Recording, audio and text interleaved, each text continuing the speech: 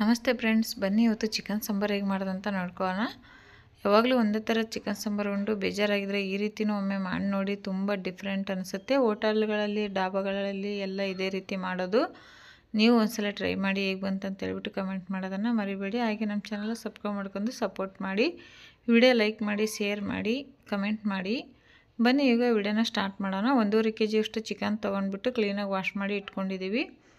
ಇಲ್ಲಿ ಒಂದು ತವ ಕೂಡ ಬಿಸಿ ಇಟ್ಟು ಎಣ್ಣೆ ಹಾಕ್ಕೊತಾ ಇದ್ವಿ ನೋಡ್ಬೋದು.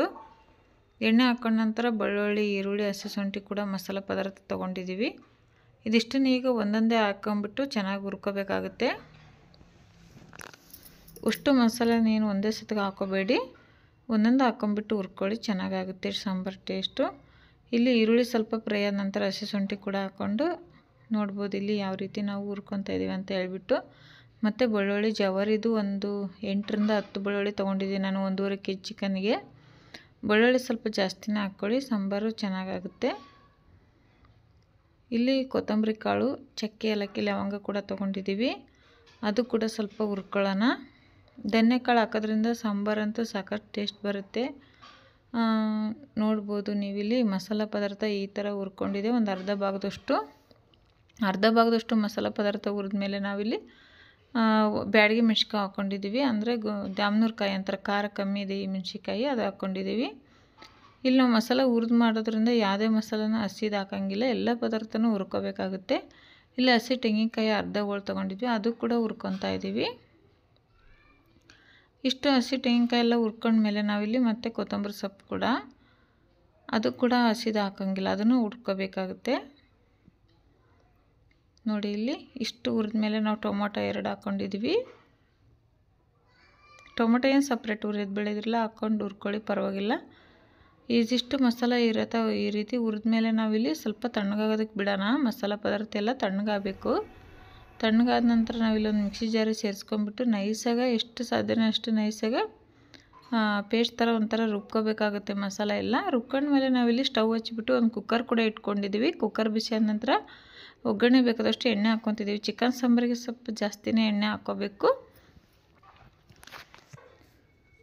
ಇಲ್ಲಿ ಒಂದು ಈರುಳ್ಳಿನ ಸಣ್ಣದಾಗಿ ಕಟ್ ಮಾಡಿ ಹಾಕ್ಕೊಂಡಿದ್ದೀವಿ. ಎಣ್ಣೆ ಕಾದ ನಂತರ ಈರುಳ್ಳಿ ಸ್ವಲ್ಪ ಚೆನ್ನಾಗಿ ಫ್ರೈ ಆಗಬೇಕು ನೋಡಿ. ಟೊಮೊಟೊ ನಾವು ರುಬ್ಬೋದಕ್ಕೆ ಹಾಕ್ಕೊಂಡಿದ್ದೀವಲ್ಲ, ಈರುಳ್ಳಿ ಅಷ್ಟೇ ಒಗ್ಗರಣೆ ಕೂಡ ಹಾಕ್ಕೊಂಡಿದ್ದೀವಿ.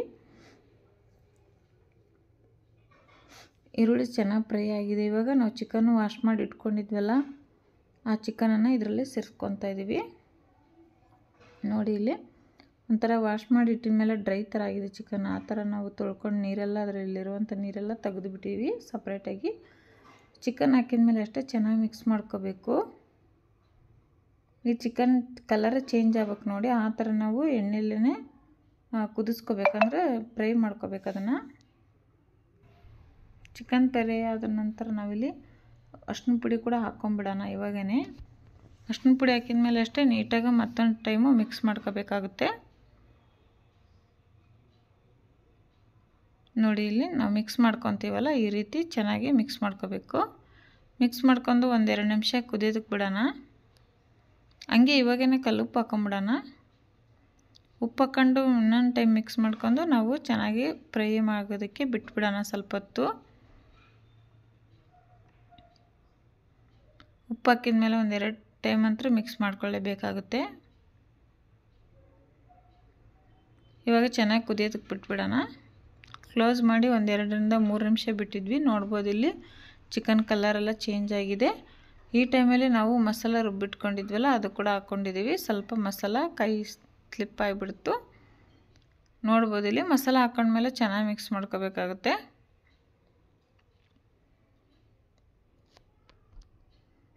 ಇವಾಗ ನಮ್ಮ ಸಾಂಬಾರಿಗೆ ಎಷ್ಟು ಬೇಕಷ್ಟು ನೀರು ಹಾಕ್ಕೊಂಬಿಟ್ಟು ಕುದಿಯೋದಕ್ಕೆ ಬಿಡೋಣ. ನಾನಿಲ್ಲಿ ಕುಕ್ಕರ್ನ ಕ್ಲೋಸ್ ಮಾಡಿಲ್ಲ, ಹಂಗೆ ಓಪನ್ ಆಗಿ ಕುದಿಸ್ಕೊತಾ ಇದ್ದೀನಿ. ನೋಡಿ ಇಲ್ಲಿ ಸಾಂಬಾರು ಒಂದು ಕುದಿ ಕುದ್ದ ತಕ್ಷಣ ಯಾವ ರೀತಿ ಎಣ್ಣೆ ಬಿಟ್ಕೊಂಡಿದೆ, ಚೆನ್ನಾಗಿ ಕುದ್ಕೊಂಡಿದೆ. ಇನ್ನೊಂದು ಕುದಿ ಕುದಿಸ್ಕೊಳ್ಳೋಣ, ಚೆನ್ನಾಗಿ ಚಿಕನ್ ಬೇಯುತ್ತೆ. ಒಂದು ಮಸ್ಟಾನ್ ಸಾಂಬಾರು ಅಂದರೆ 1-2 ಕುದಿ ಆದರೂ ಕುದಿಸ್ಕೋಬೇಕು. ಅಂದರೆ ಒಂದು 10 ರಿಂದ 15 ನಿಮಿಷ ಅಂತೂ ಬೇಯಿಸ್ಕೋಬೇಕಾಗುತ್ತೆ ಚಿಕನನ್ನು. ನಾವು ಓಪನ್ ಇಟ್ಟರಿಂದ ಕುಕ್ಕರ್ನ ಅಷ್ಟು ಬೇಯಿಸ್ಕೋಬೇಕಾಗುತ್ತೆ. ನಾವು ಏನಾರು ಕುಕ್ಕರ್ನ ಕ್ಲೋಸ್ ಮಾಡಿದ್ವಿ ಅಂದರೆ 1-2 ಸೀಟಿ ತೆಗೆದ್ರೆ ಸಾಕಾಗುತ್ತೆ. ನೋಡಿ ಇಲ್ಲಿ ಚಿಕನ್ ಸಾಂಬಾರು ಸೂಪರಾಗಿ ರೆಡಿಯಾಗಿದೆ. ಈ ರೀತಿ ಒಮ್ಮೆ ಮಾಡಿ ನೋಡಿ, ಸೂಪರಾಗಿ ಬರುತ್ತೆ. ಹಾಗೆ ನೀವೇ ಕಮೆಂಟ್ ಮಾಡ್ತೀರಾ.